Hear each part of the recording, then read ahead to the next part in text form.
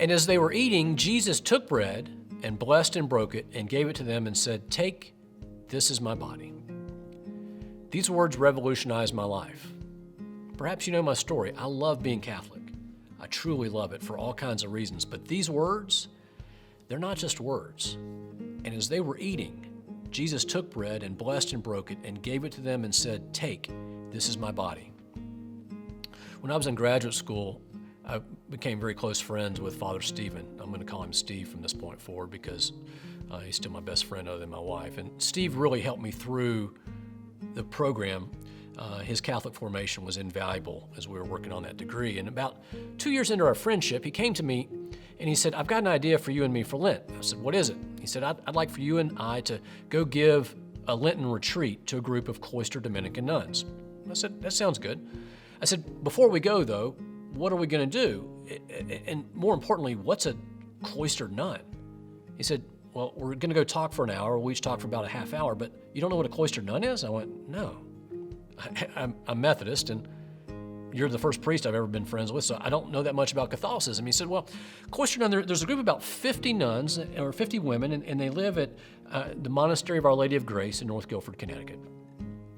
And they take a vow of community or stability or constancy to be a part of that community. And most of them won't even leave the property, even in the event of a medical emergency." I said, "Wow, really?" So there's 50 women who live out there and they don't leave. And he said, "Yeah." I said, "Now what do they do?" He said, "Well, they pray." And I said, "Well, I know that. They're nuns. I mean, of course they pray, but what do they do?" He said, "That's what they do. They pray." I said, "So you're telling me there's 50 women who live together and all they do is pray? And they never leave?" He said, "Yeah." I said, "I've got to see this. I've never heard of this." So we drive out there on the first Wednesday, and we pull into the parking lot, and we walk across that gravel parking lot there in North Guilford, and we knock on the door. Peephole opens, and a woman opens the door. It's Sister Diane, who's the prioress of the community. And I looked at Sister Diane, and she had on her full Dominican habit. And I thought, you may be the most attractive person I've ever met. She had this light emanating from her eyes, a radiance leaping off of her face. There was almost a glow about her. It was otherworldly.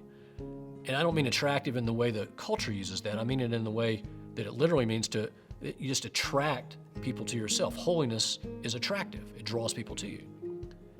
Sister Diane led us back behind the cloister wall, and I didn't realize at the time, but Steve had gotten permission from the bishop in Hartford and also from the provincial of the Dominicans for me to go behind the cloister wall to address the nuns, because no male other than a Catholic priest had ever done that before.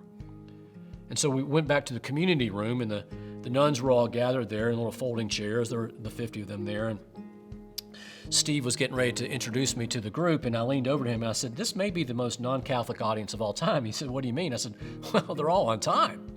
He said, "I know." And we chuckled, and I said, "And look at that, they're all smiling punctual Catholics. I've never heard of that." He goes, "You got a point." And I said, "And they're all carrying Bibles. I mean, these aren't Catholic nuns. You're pulling my leg, man. These are Baptist nuns, aren't they?" And he goes, No. I said, "Smiling, punctual, Bible-carrying Catholics. I've seen it."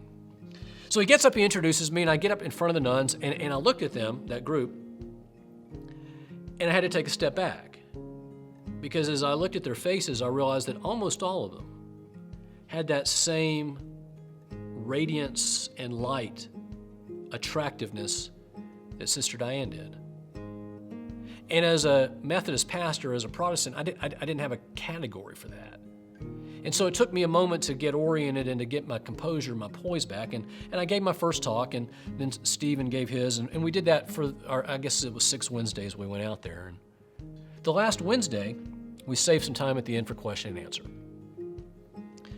And the first sister to raise her hand was a woman, Sister Rose, and she's no longer with us, God rest her soul. And Sister Rose was elderly, and she was short and stout, and she stood up and she said, "Alan, I want to thank you for coming.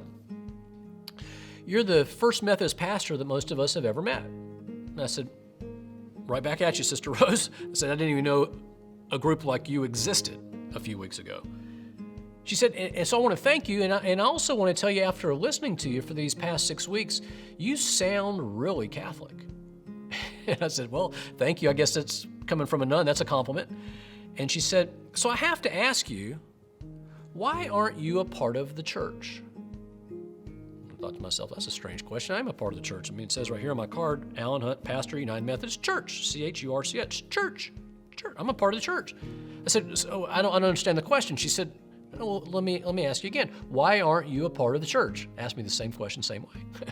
I said, I guess what you're asking me is why am I not Catholic? She said, no, what I'm asking you is why aren't you a part of the church? Same words, gentle smile, persistent, but gentle and loving, 3 times in a row. And I said, Sister Rose, I don't really understand your question, so I'm just going to tell you why I'm not Catholic. I said, I don't really know why I'm not Catholic, to be honest. I grew up Methodist. I don't know that much about Catholicism, as you could tell in these talks. And Stephen's the first Catholic priest I've ever really gotten to know particularly well. But if I had to answer, I'd probably say I'm not Catholic because I don't really understand what y'all believe about communion.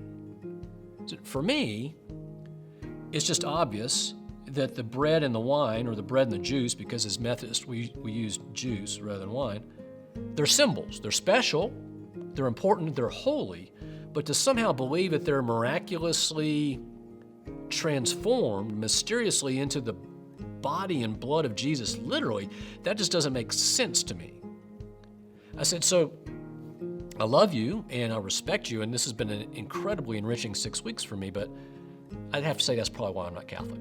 She said, okay. She said, you got your Bible? And I said, yes, ma'am. She said, and you and Father Stephen are becoming Bible scholars, right? And I said, yes, ma'am. She said, would you open to 1 Corinthians chapter 11, verses 23 to 26? And I said, yes, ma'am. And she said, would you like to read those words aloud, or shall I? I said, you know what, Sister Rose, you're doing a great job. You go ahead. And so she said, these are the words from St. Paul as he wrote to the church, in the Corinthians in the church there in Corinth. And St. Paul wrote, and he said, I handed on to you what I received from the Lord, that on the night he was betrayed, Jesus took the bread, gave thanks, broke it, gave it to his disciples, and said, take, eat, this is my body. And then Sister Rose closed her Bible and she said, Alan, what don't you understand?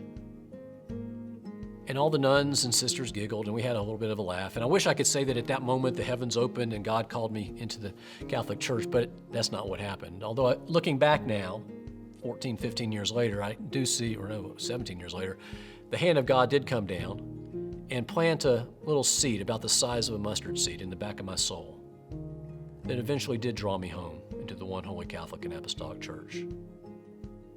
Because these words are who we are.